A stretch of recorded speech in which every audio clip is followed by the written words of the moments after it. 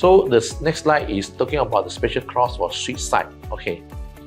So I think when it comes to life policy, it's essential for us to understand the legal principle they got to this aspect of insurance contract. So the suicide exclusion clauses. So the clause the commonly found in the insurance policy, regardless the type. I think the suicide exclusion clause and this kind of clause, they speculated that if the insured commits suicide, whether intentional or non-intentional, I think within 1 year from the day of the insured of reinstatement, whichever is later, the claim will be excluded.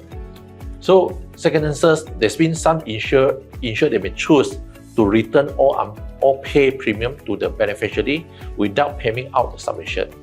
So this kind of provision is the rooted, is a fundamental principle of the insurance law, which assess the person should not and cannot benefit from the insurance policy by intentionally bring about occurred injured in the event.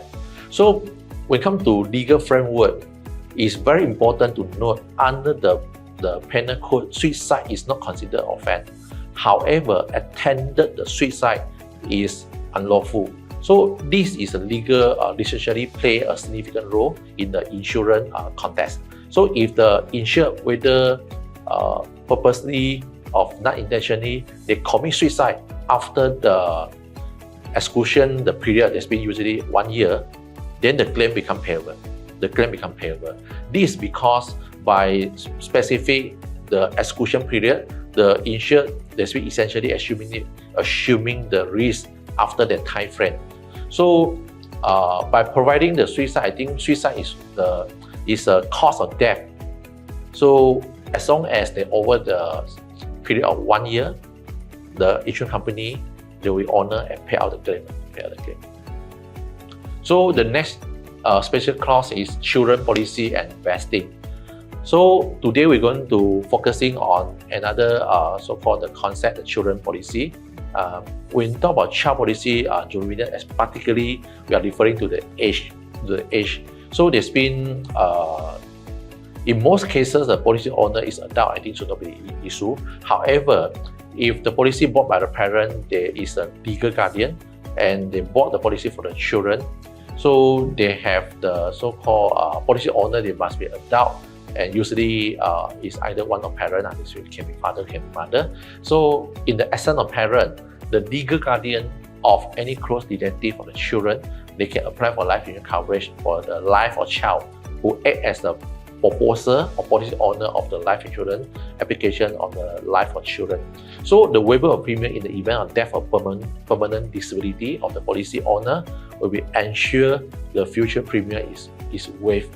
So the payment of the sum assured of the beneficiary upon the death of the permanent disability of the policy owner will be the policy owner himself. So normally for endowment plan for the child policy, where the maturity value of the policy is used to fund the child education. So the benefit of the policy, they can vest it on the child upon attaining the age of maturity.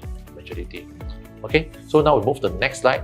So the next slide is a special clause, the incontestability. So the policy shall be incontested. I think when we come to this part, one of very important clause under the policy. So there's been the policy become incontestable on the information provided in the proposal after it has been enforced for the 2 year for the policy enforced of reinstatement, whichever is later. So what does it mean? It means after the initial 2 year, the insurance company cannot contest the claim based on the information provided at the time of the application. This clause provides a level of security and certain for the policy owner. So, however, it's very important to note that the incontestability clause does not prevent the insured from contest the claim on another ground, such as fault of misrepresenting of the material fact. So, another significant clause related to the loss of destroyed policy. So in the unfortunate event of the policy being lost due to the theft, fire, or misplaced, the policy owner has a right to report the loss to the insurer. So in response, insurer will be issued the second copy of the policy, and they may clearly mark as a copy policy or duplicate the policy to avoid any confusion when a lost one is eventually found. So alternative, the new policy on the analytical term and the condition may be issued complete with the new, that's mean they will match with the new policy number. So I think one thing very crucial to highlight that the insurer, they may take the such action only when there are certain written discharge on liability under loss policy given by interest party. So by understanding that specific clause, basically they can provide the framework for the fair and also transparent dealing, ensuring that the interests of all parties are protected within according to the terms and conditions of insurance agreement.